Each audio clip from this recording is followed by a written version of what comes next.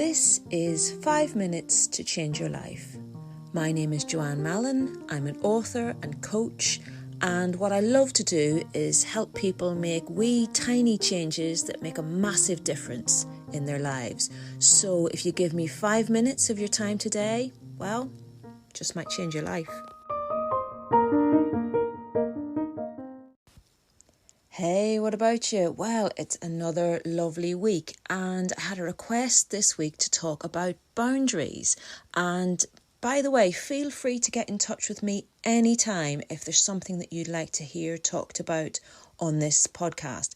My contact details are always in the show notes, and of course you can find me on Twitter and Instagram under my name, Joanne Mallon. That's at Joanne Mallon, JoanneMallon.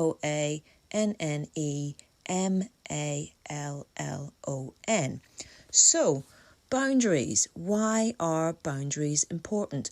Well, if you don't have any, you'll certainly know about it, because if you're constantly giving of yourself, then you run the risk of burning yourself out. It's like we talked about in the episode about stress last week. You can't give it to others without giving to yourself first. You have to charge up your own batteries first, and you have to know when to say enough and when to say no. But I think the trouble with boundaries is that many of us just aren't particularly clear on what our boundaries are, or maybe we don't realise until we feel that they've been breached. Now, I'm a big fan of writing lists in the old-fashioned way, so not so much on a device, but with pen and paper, just as a way of decanting stuff that's whizzing around in your head and helping you to look at it more objectively. Writing a list takes it physically out of your head and into the world. It helps you to physically and mentally take a step back, and that's where you will start to see things more clearly. Now, typically, people use lists to focus their thoughts on the things that they want to do. So you might write a to-do list. But what about the things that you don't want? How clear are you on those? For example, do you ever find yourself agreeing to things and then maybe later on wishing you'd said no? Time to get out your pen and paper and see where your boundaries really lie. Now, this is for you if maybe you don't feel like you have solid boundaries in your life, and particularly if you're someone who says yes when you really mean no, or if you do say no, you don't really stick to it for fear of upsetting other people. What I want you to do today is write a list of 5 to 10 things that you're not going to do again. Today, tomorrow, this week, or ever. And this is your to-don't list. And it's the opposite of your to-do list. So your to-do list is the things that you're going to do. Your to-don't list is the things that you're not going to do.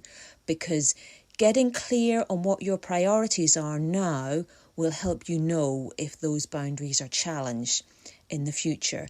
Now, I can tell you that on my to-don't list, well, first of all, there's burpees because, have you ever tried a burpee? I tell you what, if you're ever in an exercise class and the trainer says, and now we're going to do burpees, just leave, is my advice. And also on my to-don't list is ironing. I've kind of retired from ironing because really, who has the time?